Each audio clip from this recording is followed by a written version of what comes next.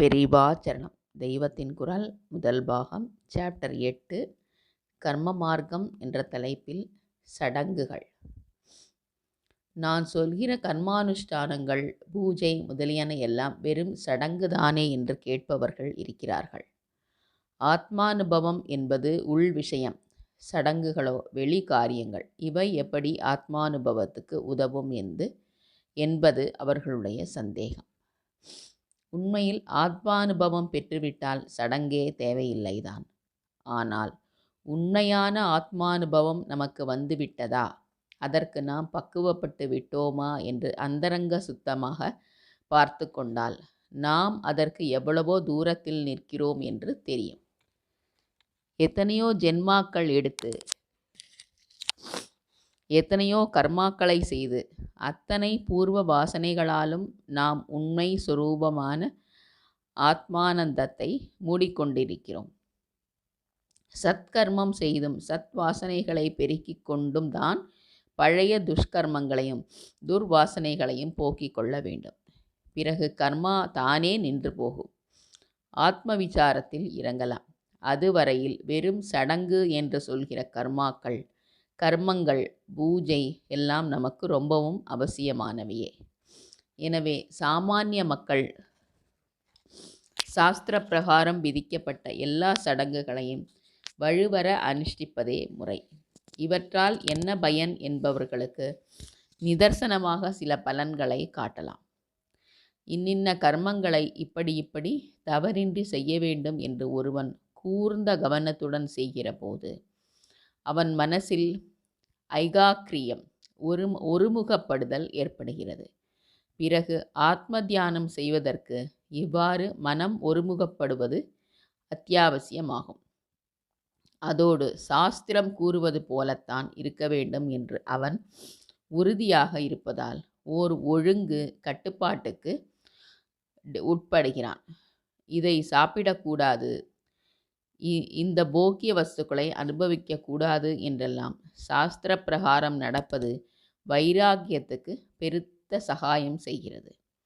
எத்தனை சிரமங்கள் இருந்தாலும் குற்றம் குறையின்றி சாஸ்திரப்படி சடங்குகளை செய்யும் போது சங்கல்ப பலமும் உண்டாகிறது. சொந்த அபிப்பிராயம் இல்லாமல் சாஸ்திரம் சொல்வதே வழி என்று இருப்பதால் அடக்கம், எளிமை எல்லாம் உண்டாகின்றன.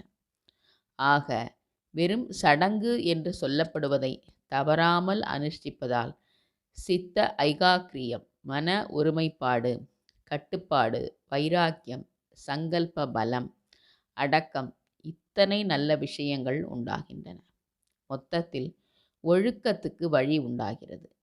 நன்னடத்தையும் ஒழுக்கமும் இல்லாமல் ஆத்ம விசாரமும் ஆத்மானுபவமும் உண்டாகவே முடியாது. புத்தர் வைதீக சடங்குகளை விதிக்கவில்லை. ஆனால் அவரும் ஒழுக்கத்தை, சீலத்தை மிகவும் வற்புறுத்தினார். நேரு பஞ்சசீலம் என்று சொல்லி வந்தாரே, அந்த சீலம் பௌத்தர்களுக்கு மிகவும் முக்கியம். வைதீக சடங்குகள் இல்லாமலே புத்தர் சீலத்தை மட்டும் வற்புறுத்தினார். பூர்வ மீமாம்சர்களோ வைதீக கர்மங்களே போதும், ஈஸ்வரனை பற்றி கூட கவலைப்பட வேண்டாம் என்றார்கள். ஆனால் நம்முடைய சனாதன தர்மத்தில் சடங்குகள், அவற்றின் மூலம் சீலம், அதோடு ஈஸ்வர பக்தி, பிற்பாடு ஆத்ம ஞானம் என்கிற ரீதியிலெல்லாம் இணைந்து தரப்படுகிறது. வெறுமே சீலம் வராது. பால் வேண்டும் என்றால் பசுவை வைத்து போஷிக்க வேண்டும்.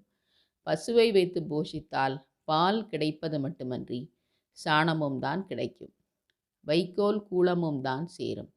அப்படியே கர்ம பசுவை வளர்த்தால்தான் சீலம் என்ற பால் வரும்.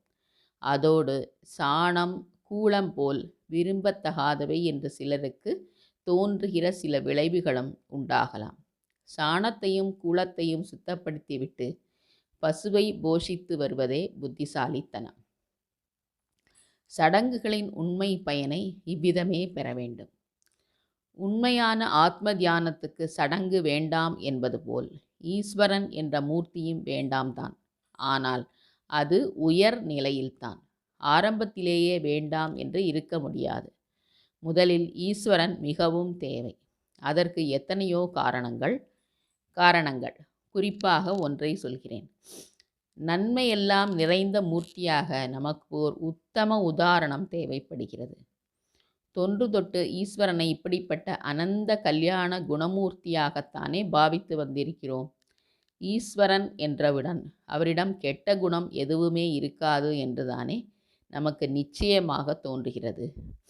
அழகு, கருணை, சக்தி, ஞானம் எல்லாவற்றிலும் பூரணமாக ஒன்று உண்டு என்றால் அது ஈஸ்வரன் என்று கருத்துதான். மனோதத்துவப்படி நாம் எதை நினைத்து கொண்டிருக்கிறோமோ அதுவே ஆகிறோம். ஈஸ்வரனின் கல்யாண குணங்களையே எண்ணுவதால் நம்மிடமுள்ள தோஷங்கள் நீங்கி நாமும் நல்லவர்களாகிறோம். எனவே சடங்கு, பூஜை இவற்றால் உண்டாகிற மற்ற பலன்களோடு அவை நம்மை நல்லவர்களாக்க மிகுந்த உதவி புரிகின்றன. காரியமற்ற தியான யோகத்தில், ஞான விசாரத்தில் நம்மை சேர்க்க நிரம்ப உபகாரம் செய்கின்றன. பெரிவா சரணம்.